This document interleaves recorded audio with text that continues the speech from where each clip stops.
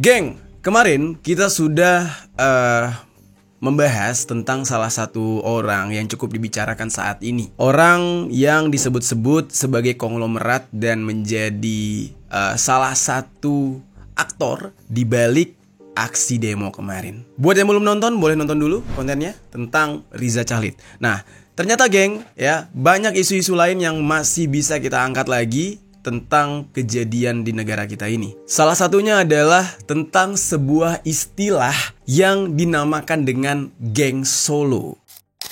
Artinya berhentilah Pak Prabowo mengasuh, ya, geng Solo ini, ya kan?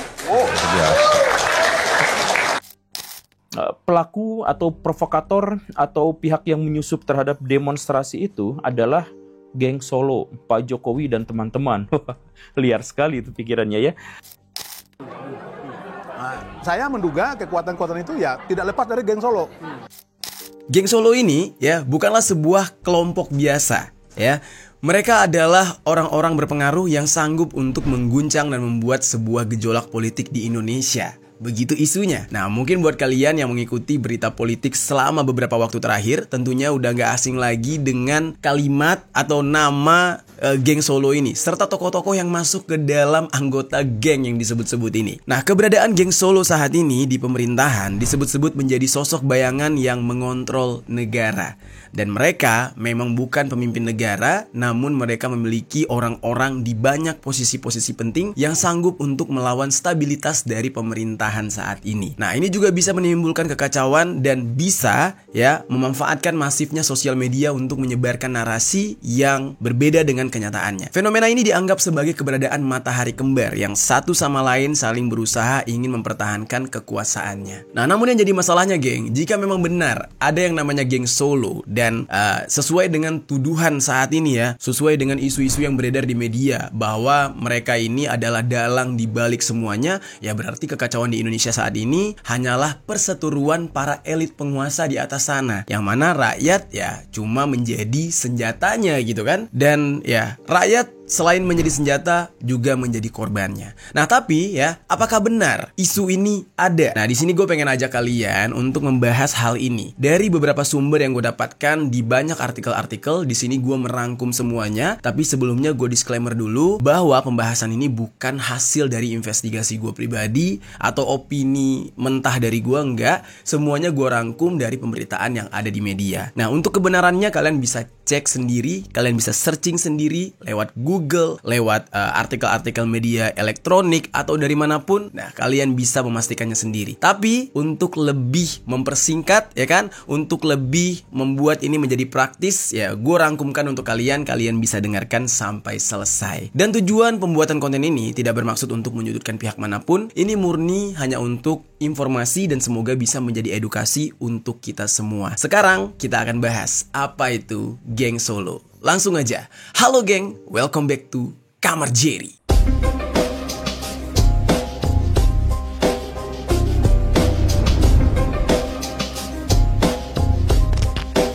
Geng-geng, untuk pembahasan yang pertama, kita akan bahas dulu soal eksistensi geng Solo.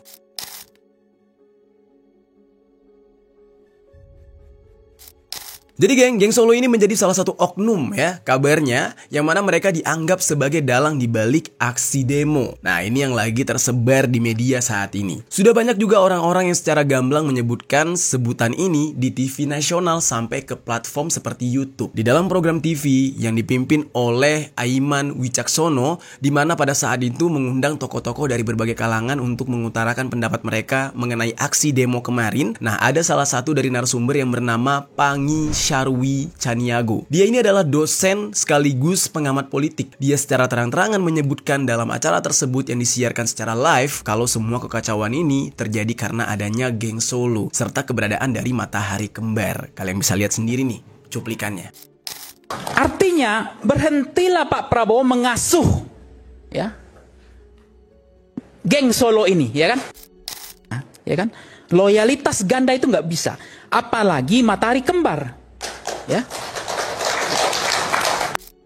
Menurut dia, hal ini bukan lagi sekedar perdebatan istilah, melainkan sudah menjadi masalah mendasar yang bisa memicu keretakan politik karena tidak dikelola dengan baik. Nah, bagi Pak Pangi ini, dia bilang ya, dalam dunia politik, loyalitas tidak bisa bercabang. Sebab kalau ada loyalitas ganda, alias orang yang berdiri dua kaki gitu ya, yang terjadi bukanlah harmoni, melainkan kekacauan. Nah, beliau juga menjelaskan lagi bahwa istilah dari geng Solo muncul bukan tanpa sebab karena dari pandangannya dia, publik mulai merasakan adanya tarik-menarik kepentingan di sekitar lingkaran elit yang memicu munculnya matahari kembar ini. Kalau ini tidak segera dibereskan, akan muncul ruang abu-abu di mana pejabat seolah-olah memiliki dua pusat gravitasi. Dan itu bahaya banget. Lebih lanjut lagi, Pak Pangi menyinggung bahwa persoalan ini semakin sensitif karena berkaitan dengan kondisi sosial masyarakat. Dan menurut dia, publik merasakan jarak antara elit politik dengan kehidupan sehari-hari mereka, yang mana mereka hidup bergelimangan harta, sementara rakyat menghadapi beban pajak yang begitu besar dan kesulitan ekonomi. Para elit ini dianggap tidak peka terhadap kondisi masyarakat yang sedang kesulitan, sehingga memperbesar kekecewaan rakyat. Dan untuk itu, Pak Pangi juga mengingatkan bahwa kekecewaan yang tidak direspon dengan baik itu bisa berubah menjadi energi kolektif yang turun ke jalan. Ya seperti kemarin,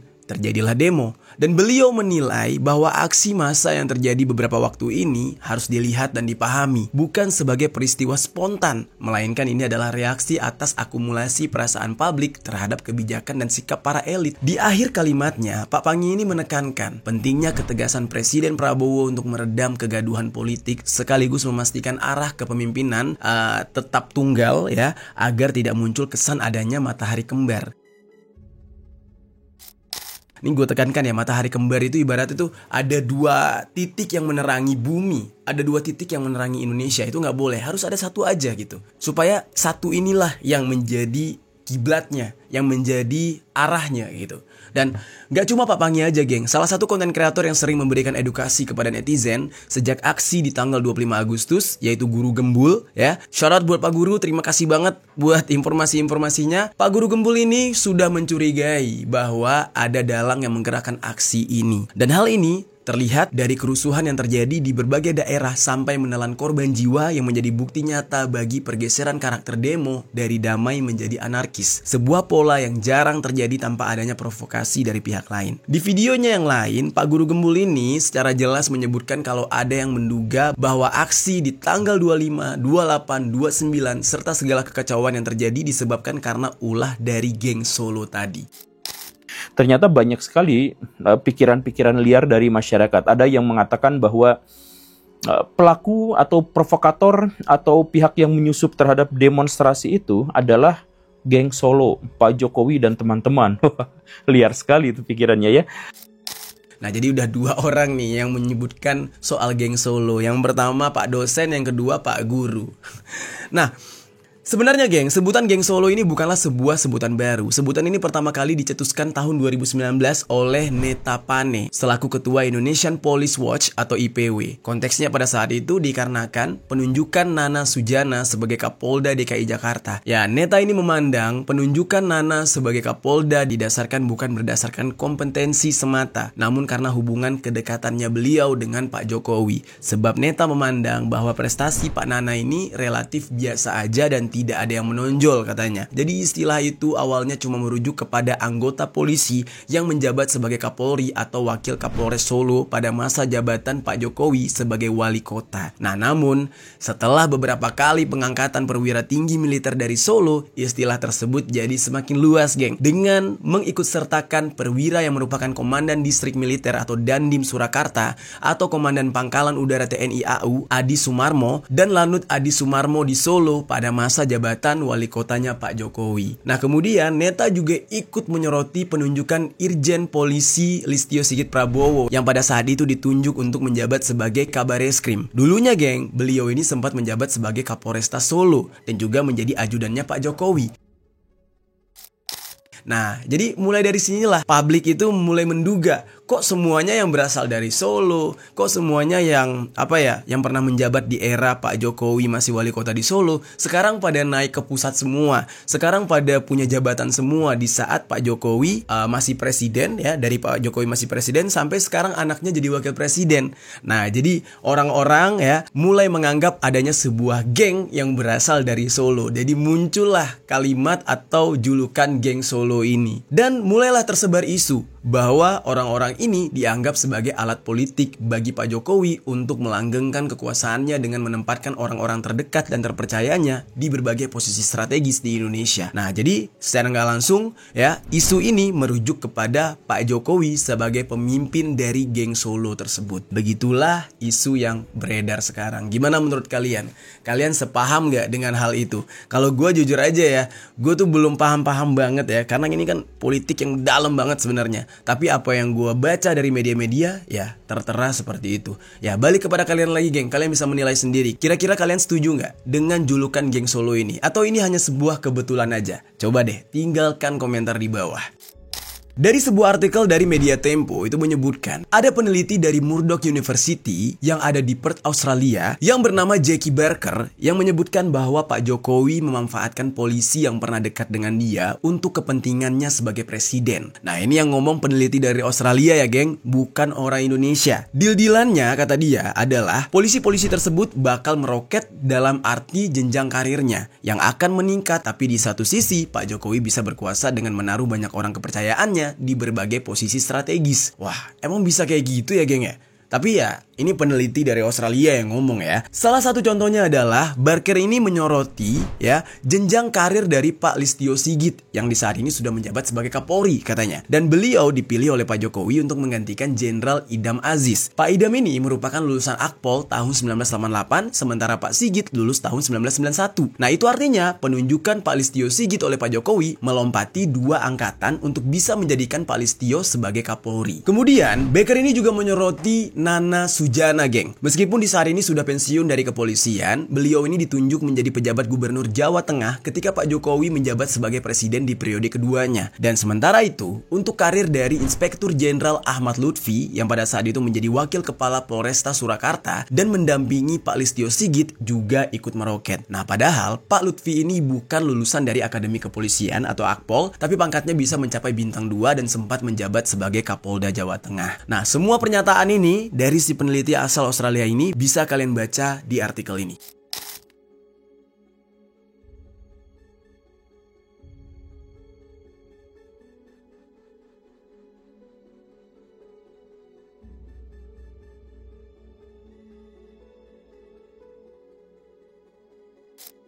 Nah, jadi itu geng, isu yang beredar dari si peneliti tersebut ya. Kira-kira gimana tuh menurut kalian? Terus geng, di bulan Juni 2024, Polri mengumumkan bahwa Pak Ahmad Lutfi itu dicalonkan sebagai Inspektur Jenderal Kementerian Perdagangan. Dan Ahmad Lutfi dimutasi dari Kapolda Jawa Tengah menjadi Pati Itwasum Polri untuk penugasan di Kementerian Perdagangan. Nah, pengangkatan ini dimungkinkan melalui Undang-Undang TNI Polri yang disahkan beberapa bulan sebelum pencalonannya dia dan membuka jalan bagi aparat untuk bisa menduduki jabatan sipil. Awalnya tuh nggak bisa, tapi ya dibuatlah aturannya, dirubahlah aturannya ketika mendekati pencalonannya ini. Dan meskipun ditentang keras, pencalonannya tetap berlanjut dan beliau akhirnya dilantik sebagai Inspektur Jenderal Kementerian Perdagangan pada tanggal 14 Agustus 2024. Nah, ketika pemilihan umum Gubernur Jawa Tengah pada 27 November 2024, Pak Ahmad Lutfi ini dicalonkan bersama dengan Tasyasin Maimun dan berhasil memperoleh suara sebesar 59,14% sehingga beliau menang dan menjadi Gubernur Jawa Tengah di saat itu. Memang geng ya, ini negara demokrasi, semua orang boleh ikut serta di dalam politik. Namun sebebas-bebasnya negara demokrasi tetap memiliki batas. Nah, seperti aparat yang ingin menduduki jabatan sipil harus pensiun terlebih dahulu dari instansinya. Nah, sementara yang terjadi kepada Pak Ahmad Lutfi ini langsung bisa merangkap jabatan sebagai aparat sekaligus pejabat pejabat sipil di Kementerian Perdagangan, dan itulah yang diprotes oleh masyarakat. Peneliti dari Imparsial yang bernama Hussein Ahmad mengatakan bahwa Pak Jokowi memang memiliki hak untuk menunjuk pejabat kepolisian. Namun adanya orang-orang spesial yang disebut sebagai bagian dari geng Solo tadi di institusi kepolisian yang akan mengganggu prinsip meritokrasi. Dengan istilah lain ya, cuma kelompok itulah yang akan mendapatkan privilege, sementara yang lain tidak mendapatkan kesempatan atau privilege tadi. Jadi, kalau dari yang gue jelaskan ini, yang dimaksud dengan geng Solo adalah orang-orang yang berada di lingkungan Pak Jokowi yang kemudian diangkat menjadi pejabat oleh beliau. Dan bukan serta-merta sebagai hadiah dengan mengangkat mereka menempati jabatan tinggi, tapi di sisi lain sebagai salah satu cara agar bisa mempertahankan kekuasaan. Begitulah anggapan publik. Dan terus, siapa saja nih yang masuk ke dalam daftar geng Solo yang digadang-gadang oleh publik ini sudah terbentuk secara kasat mata. Nah, informasi ini gue ambil dari berbagai berita yang ada di internet, geng. Salah satunya dari media Kompas nih. Di dalam artikelnya disebutkan ada beberapa petinggi TNI dan Polri yang pernah bertugas di Solo. Tepatnya ketika Pak Jokowi menjabat sebagai wali kota Solo di tahun 2005 sampai 2012. Yang pertama ada Pak Hadi Cahyanto. Nah, beliau diketahui pernah bersama Pak Jokowi ketika menjadi wali kota Solo pada tahun 2010. Pak Hadi di saat itu menjabat sebagai Komandan Lanut Adi Sumarno dan mulai dari tahun 2010 sampai 2011. Nah, saat itu beliau masih berpangkat kolonel, dan saat Pak Jokowi menjadi presiden, Pak Hadi dipercaya menjabat sebagai Kepala Staf Udara atau KSAU dari tahun 2017 sampai 2018. Hanya menjabat setahun, beliau langsung dipercaya menjabat sebagai Panglima TNI di tahun 2018, menggantikan Jenderal Gatot Nurmantio. Nah, beliau pensiun dari militer dengan pangkat Marsekal di tahun 2021, dan posisinya sebagai Panglima TNI digantikan oleh Jenderal Andika Perkasa yang sebelumnya menjabat sebagai KSAD. Nah, walaupun sudah pensiun, ternyata tidak membuat hubungannya beliau dengan Pak Jokowi menjadi renggang. Di tahun 2022, Pak Jokowi mempercayakan Pak Hadi sebagai Menteri Agraria. Nah, itu adalah orang pertama yang dianggap sebagai anggota geng Solo. Oke, terus yang kedua nih ya, ada Maijen Widi Prasetyono. Nah, beliau ini diketahui pernah menjabat sebagai Komandan Kodim 0735 Surakarta pada tahun 2011 sampai 2012. Ketika Pak Jokowi menjabat sebagai presiden di periode pertama, Pak Widi ini dipercaya untuk menjadi ajudan di tahun 2014 sampai 2016 dengan pangkat kolonel. Setelahnya, beliau perlahan dipercaya untuk mengemban sejumlah posisi strategis di TNI AD. Mulai dari Komandan Korem 074 Waras Tratama dari tahun 2017 sampai 2018, terus jadi Komandan Korem 091 Aji Surya Natakesuma tahun 2018 sampai 2019, sampai dengan Kepala Staf Kodam 4 Diponegoro tahun 2020 sampai 2022. Nah, di tahun yang sama, Pak Widi mendapatkan promosi jabatan dengan menduduki posisi sebagai Komandan Jenderal Kopassus, dan setelahnya beliau dipromosikan lagi menjadi Panglima Kodam 4 Diponegoro. Nah, jadi itu adalah orang yang kedua. Gimana menurut kalian, geng? Gokil-gokil ya. Orangnya berpower gitu ya. Terus yang ketiga nih, geng, ada Jenderal Agus Subianto. Nah, kalau beliau ini, ketika Pak Jokowi masih jadi wali kota Solo, Pak Agus menduduki posisi sebagai Komandan Kodim 0735 Surakarta. Saat Pak Jokowi menjabat sebagai presiden, secara tidak langsung ini berdampak terhadap karir beliau, geng. Hal ini bisa dilihat dari melesatnya karir beliau di beberapa jabatan ketika berstatus sebagai perwira TNI AD, mulai dari menjabat sebagai Komandan Korem 01 Surya Kencana dan Komandan Pasukan Pengamanan Presiden atau Paspampres tahun 2020 sampai 2021. Dan di saat ini, Pak Agus menjabat sebagai Panglima TNI dari tahun 2023. Tiga orang lainnya udah gue sebutkan sebelumnya, yaitu ada Jenderal Listio Sigit Prabowo, Irjen Ahmad Lutfi, terus ada Pak Nana Sujana. Nah, dari sini kita bisa membayangkan ya, geng, betapa powerfulnya geng Solo. Kalau memang orang-orang yang gue sebutkan tadi ya, sesuai dengan isu yang menyebar di publik, ya memang ini orangnya gitu. Wah, gila banget, ya kan, semuanya punya power. Nah, terus coba kalian ingat, geng, soal pembahasan gua ketika aksi tanggal 25 Agustus, aksi demo kemarin. Banyak yang menduga kalau aksi di saat itu aneh dan tidak organik katanya. Soalnya bukan berdasarkan gerakan yang dilakukan oleh rakyat karena tidak adanya aliansi dari mahasiswa dan buruh untuk aksi. Mulai dari sini muncul spekulasi kalau geng Solo lah yang menggerakkan hal tersebut. Nah, tapi benarkah demikian? Ini kan soalnya rumor ya, atau isu yang beredar di masyarakat tentang geng Solo ini. Gue secara pribadi tidak bisa membenarkan, kalian juga mungkin masih meraba-raba. Mungkin ada baiknya sekarang kita bahas mengenai benarkah ada keterlibatan orang-orang yang disebut dengan geng Solo ini di balik aksi tanggal 25 Agustus? Coba deh kita bahas.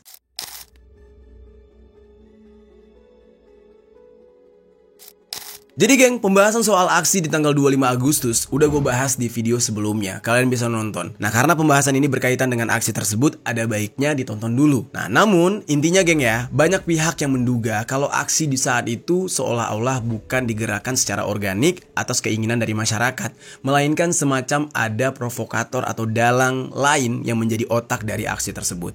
Nah, ini asumsi dari mana? Nah, gue akan menjelaskan satu persatu tentang rumor ini. Kalian bisa menilai sendiri ini benar atau enggak.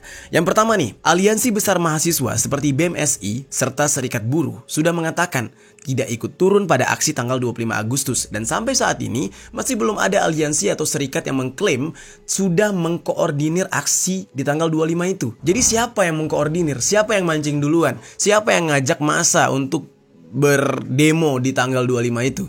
Itu masih jadi pertanyaan. Kalau yang tanggal 29 udah pasti itu buruh, ya kan? Emang di hari buruh gitu. Tapi yang tanggal 25, siapa?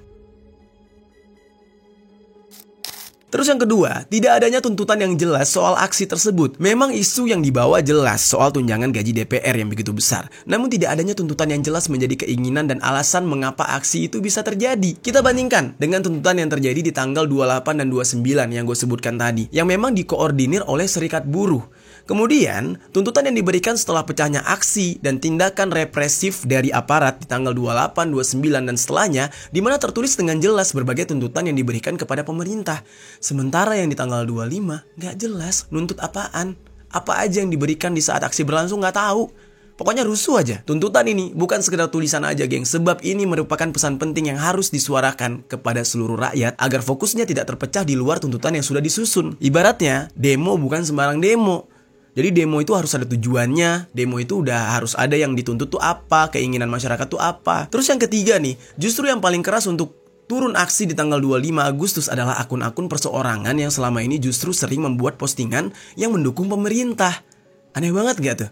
Atau di dalam kata lain, akun-akun yang menggelegar banget menyuarakan ayo demo, ayo turun ke jalan, itu adalah akun-akun yang dikenal oleh netizen sebagai akun buzzer geng. Boleh cek sendiri faktanya. Dan yang keempat, ada informasi-informasi yang tidak benar soal aksi tersebut yang dibuat untuk memancing agar orang-orang ingin berpartisipasi di dalam aksi itu. Di dalam hal ini, seorang public figure atau konten kreator juga ya yang sering memberikan edukasi nih kepada kita rakyat Indonesia, yaitu Mas Ferry Irwandi. Dan dia ini dikenal vokal banget dalam menyampaikan aspirasi rakyat. Dia membuat sebuah postingan berupa screenshot tweet dari akun-akun X yang mendukung aksi di tanggal 25 Agustus. Yang mana ternyata selama ini akun-akun tersebut memang sudah diidentifikasi sebagai buzzer oleh netizen. Yang mengagetkannya adalah di salah satu akunnya ada Hera Loebs, akun yang disebut-sebut paling vokal sebelum dan sesudah aksi 25 Agustus berlangsung. Sehingga dari sanalah Ferry Irwandi memiliki kesimpulan yang mengatakan bahwa sebenarnya gerakan itu malah diinisiasi oleh internal pemerintah itu sendiri. Kacau gak tuh geng? Terus geng, masih ada alasan lain lagi kenapa aksi tersebut diduga merupakan buatan dari kelompok yang disebut dengan geng Solo tadi. Informasi ini gue ambil dari media KBA News yang menyebutkan ada beberapa hal yang bisa menjadi alasan mengapa geng Solo lah yang diduga sebagai dalangnya. Yang pertama nih, orang-orang dari geng Solo tidak ada yang muncul di aksi 25 Agustus, baik sebelum maupun pada saat aksi. Meskipun informasi dari aksi demonstrasi 25 Agustus sudah beredar luas di sosial media milik pendukung dari anti geng Solo. Itu pertama tuh. Terus dari informasi inilah orang-orang yang anti geng Solo pun ikut jadi memviralkan dan hadir di dalam aksi tersebut dengan menuntut agar Gibran selaku Wapres dicopot oleh MPR. Namun itu nggak menjadi sebuah hambatan karena pada akhirnya aksi tersebut pun terjadi. Terus yang kedua, pihak yang diduga ingin menginginkan Pak Prabowo lengser dan paling intens melakukan upaya pelengseran Pak Prabowo kebanyakan disuarakan dari kalangan orang-orang yang disebut sebagai geng Solo tadi. Nah, opini tersebut diperkuat oleh tuntutan dari pihak anti geng Solo terhadap pemakzulan Gibran sebagai Wapres. Nah, secara sederhana, geng Solo diduga ingin skenario pelengseran Pak Prabowo digantikan oleh Gibran secepatnya terjadi. Itulah rumor yang tersebar di publik. Kalian bisa lihat sendiri dari artikel-artikel yang gue tampilkan ini.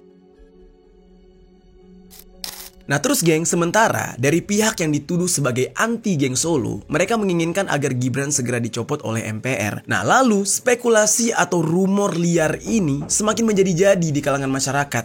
Karena Pak Prabowo diam aja. Pak Prabowo belum melakukan upaya apapun. Ya antara Pak Prabowo tidak menahu soal rencana ini, atau justru memang Pak Prabowo punya strategi lain. Ada yang menuduh atau menduga kemungkinan BIN atau Badan Intelijen Negara saat ini sudah bukan lagi dipegang oleh pihaknya Pak Prabowo, tapi udah berpihak kepada lawan. Ada rumor seperti itu. Nah, jadi itu adalah informasi dari KBA News ya. Salah satu media yang memberitakan hal ini. Gimana menurut kalian geng? Kalian percaya nggak dengan apa yang dituliskan oleh media tersebut? Apa yang disampaikan ini? Apakah menurut kalian itu benar adanya atau hanya hoax ya? Nah coba deh tulis pendapat kalian di kolom komentar. Karena di sini tugasnya gua hanya sebagai penyampai kalau pemberitaan ini ada. Dan ini berasal dari si KBA News tersebut. Lalu geng, informasi tambahan yang gue ambil dari media Demokrasi nih. Dikatakan kalau pada aksi tersebut juga banyak poster yang bertuliskan untuk menurunkan Pak Prabowo. Yang mana sudah ada upaya jelas untuk melengsarkan Pak Prabowo di dalam aksi tersebut. Nah namun seperti yang tadi udah gue sampaikan, Pak Prabowo dan aparat seperti belum melakukan apapun. Padahal saat itu aksi juga tidak bisa dibilang damai ya, karena massa merusak fasilitas, pemblokiran jalan, sampai melumpuhkan transportasi umum seperti KRL dan Transjakarta. Biasanya kalau udah dalam kondisi kayak gini, aparat bakal cenderung represif. Namun justru di aksi tanggal 25 Agustus, aparat cenderung bersikap ya kayak apa ya, nggak keras lah gitu. Nggak tahu ya, karena mungkin ada HAM atau apa, gue juga nggak paham tuh. Bahkan saat ada aksi tersebut disiarkan secara live di stasiun TV, sampai bisa menayangkannya berjam-jam tanpa adanya jeda iklan. Sementara untuk aksi tanggal 28-29, ada imbauan untuk tidak menayangkan aksinya secara live. Bahkan live TikTok aja down. Tapi 25 boleh ditayangkan di TV, itu aneh banget. Sempat waktu itu ya geng, ada unggahan yang menarasikan pemerintah melalui Komisi Penyiaran Indonesia Daerah atau KPID yang melarang media untuk meliput aksi demo di DPR. Cuma geng, ya, Mutia Hafid selaku Menteri Komunikasi dan Digital itu menegaskan kalau isu pelarangan liputan demonstrasi oleh media nasional ini itu adalah berita hoax. Pihak dari KPID itu juga memberikan klarifikasi terkait hal ini. Puji Hartoyo selaku Ketua KPID itu mengklaim kalau pihaknya tidak pernah mengeluarkan surat imbauan seperti itu. Nah, beliau memastikan isi surat yang beredar di sosial media itu nggak benar dan tidak pernah ada imbauan dari KPI untuk melarang stasiun TV manapun dan radio manapun untuk menayangkan aksi demo. Gue lihat sih ya juga ada beberapa TV nasional yang sempat meliput saat aksi demo kayak Kompas TV, CNN, dan masih banyak lagi ya geng. Namun dugaan soal adanya intervensi pemerintah ke TV-TV nasional ini ternyata udah terlanjur menyebar di kalangan masyarakat. Nah, hoaxnya itu makin bergulir. Gimana geng menurut kalian? Kalian percaya nggak statement dari Puji Hartoyo selaku Ketua KPID yang membantah semua pernyataan tersebut? Coba tinggalkan komentar di bawah. Dan dugaan ini semakin menguat karena berbagai kebijakan kontroversial yang dikeluarkan dari orang-orang yang dekat dengan Pak Jokowi. Mulai dari pelarangan penjualan gas LPG 3 kilo di Pengecer, serta sengketa pulau di Aceh, pemblokiran jutaan rekening, dan masih banyak lagi. Jadi isunya itu udah aneh banget dari awal. Nah terus yang terbaru nih geng, Ferry Irwandi juga menghadiri acara yang sama dengan Pak Wangi Syarwi Caniago yang mencoba membuktikan bahwa apa saja video-video yang beredar di sosial media. Salah satunya dari TikTok ya, terkait aksi 25 Agustus. Yang mana itu justru bisa membuat semua orang jadi tahu siapa yang menjadi dalang. Ini kemungkinan dalang di balik semuanya. Nah, namun Ferry menemukan justru video-video dengan narasi bahwa Gibran, wakil presiden kita, justru mendukung aksi demo tersebut. Gue juga menemukan satu video yang intinya adalah ya Gibran tidak setuju soal tunjangan gaji DPR dan merasa marah ketika anggota DPR berjoget. Ada juga tuh videonya. Nah, gimana tuh kira-kira geng? Kalian bisa lihat dari cuplikan ini. Video Gibran pro masyarakat bubarkan DPR. Misal, saya tidak tahu ya.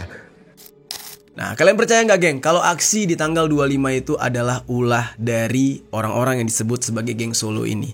Nah, terus gimana geng dengan aksi di tanggal 28 Agustus? Apakah juga ada indikasi kalau ini didalangi oleh geng Solo? Nah, sebenarnya aksi 28 Agustus terlihat jauh lebih organik dibandingkan tanggal 25. Namun masih ada kemungkinan besar kalau ya ada pemanfaatan situasi yang chaos ya untuk memperkeruh suasana yang dilakukan oleh yang tertuduh tadi. Terus geng, kita bakal maju sedikit nih geng ke beberapa hari setelahnya, yaitu di tanggal 28 Agustus 2025, Afan Kurniawan, seorang ojol yang tewas karena dilindas oleh rantis yang membuat kemarahan publik. Nah, pasca kejadian itu, ternyata tiba-tiba Wapres Gibran mengadakan dialog dengan bertemu bersama aliansi ojol.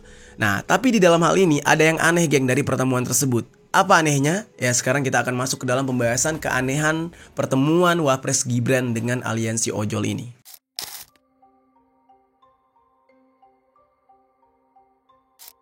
Jadi geng, setelah insiden naas itu terjadi, Gibran selaku Wapres menemui perwakilan pengemudi ojol di Istana Wakil Presiden pada hari Minggu tanggal 31 Agustus 2025. Para ojol yang dipertemukan ini berasal dari berbagai macam perusahaan, geng. Yang mana terlihat dari jaket yang dikenakan, ada yang dari Gojek, Grab, Maxim, dan juga InDrive. Nah, ada sebanyak 8 orang yang hadir di dalam pertemuan itu. Gibran di saat itu mendengarkan aspirasi dan harapan dari mereka, terutama dalam hal menyikapi berbagai kondisi yang terjadi saat ini, dengan menciptakan situasi kondusif pasca aksi demonstrasi terjadi serta penanganan kasus hukum kepada pelaku yang menabrak dan melindas Afan. Nah, selain membicarakan isu yang sedang terjadi, perwakilan driver ojol itu juga dijamu makan di Istana Wapres, geng. Nah, karena setelah pertemuan itu dipublikasikan, banyak yang melihat tampilan dari orang-orang yang berada di pertemuan itu terlihat terlalu rapi. Jaketnya juga terlihat kayak masih baru, seperti belum pernah dipakai, ya. Sepatu yang digunakan oleh mereka juga sepatu bermerek, dan publik yang melihat cuplikan video dari pertemuan itu juga merasa aneh dengan pemilihan kalimat yang digunakan oleh mereka ketika berbicara, yang mana dirasa terlalu formal kayak orang berpendidikan tinggi gitu. Berbeda dengan penggunaan bahasa Indonesia yang biasanya digunakan oleh para driver ojol ketika bekerja di lapangan. Biasanya kan lebih nyeleneh, selengean. Ya bukan berarti ojol gak boleh pinter, banyak kok ojol S1, S2, S3 ada. Cuman kayak ini kayak, smart banget bang gitu. Dan bahkan ada istilah yang bagi driver sendiri mungkin cukup asing di telinga mereka, seperti menyebutkan kata taruna yang merujuk kepada anggota pengemudi. Jarang-jarang taruna, Karang Taruna tapi ini taruna ya kan, kayak menyebutan anggota gitu. Nah, mungkin bisa dilihat dari video ini, geng. Dan kami juga sudah memberikan edukasi kepada para taruna di wilayah masing-masing. Menanggapi kehadiran dari para perwakilan ojol ini, salah satu asosiasi driver ojol yaitu Garda Indonesia menyebutkan orang-orang yang datang ke pertemuan itu bukanlah anggota mereka. Garda Indonesia sendiri tidak mengenal orang-orang ini siapa. Dan oleh karena itu mereka menyebut bahwa perwakilan yang datang dalam pertemuan bersama Wapres ini bukanlah orang dari asosiasi, sehingga tidak mewakili suara dari driver ojol. Nah, di saat itu, Igun Wicaksono selaku Ketua Garda Indonesia mengatakan Garda Indonesia adalah asosiasi yang memiliki pengurus daerah se-Indonesia. Jika memang orang-orang tersebut berasal dari asosiasi yang disebutkan, pastilah seluruh pengurus mengetahui hal ini. Nah, jadinya banyak yang menuduh ya, orang-orang yang ada di foto-foto bersama Wapres Gibran ini kemungkinan bukan ojol, tapi malah disuruh untuk berpura-pura jadi ojol atau pihak dari sekretaris Wapres yang mengundang secara perorangan tanpa melalui asosiasi. Dan Igun menilai kalau sekretaris Wapres tidak melakukan komunikasi terbuka karena Garda Indonesia sebagai asosiasi atau lembaga yang selama ini melakukan pergerakan atau aksi tidak termediasi. Nah, misalnya ya, yang diundang adalah perorangan, itu artinya mereka tidak mewakili suara driver lain. Asosiasi lainnya, yaitu Serikat Pekerja Angkutan Indonesia atau SPAI, juga memastikan bahwa pengemudi ojol yang bertamu kepada Wapres Gibran bukan anggota dari mereka. Lalu siapa? Orang-orang ini? Nah, makanya akhirnya jadilah timbul sebuah kecurigaan. Netizen lah yang akhirnya membongkar orang-orang tersebut. Banyak netizen yang menemukan kalau driver-driver yang ada di dalam pertemuan itu ternyata bukanlah sosok driver asli. Salah satunya nih, geng ya, ada yang pakai jaket InDrive. Nah, ternyata dia bukan orang sembarangan. Walaupun gak tahu backgroundnya apa, tapi di fotonya dia yang lain, dia menggunakan dasi dan kemeja, menggunakan jas yang menunjukkan dia bukanlah sekelas driver. Lalu ada juga video yang menunjukkan kalau driver yang menggunakan jaket Maxim pernah terekam beberapa kali memiliki berbagai profesi. Ada yang jualan bandrek, buah lontar, es coklat, becak motor, dan lain-lain. Pokoknya sesuai dengan pesanan mungkin. Nah, namun di akhir video dia terlihat menangkap orang lain. Intel.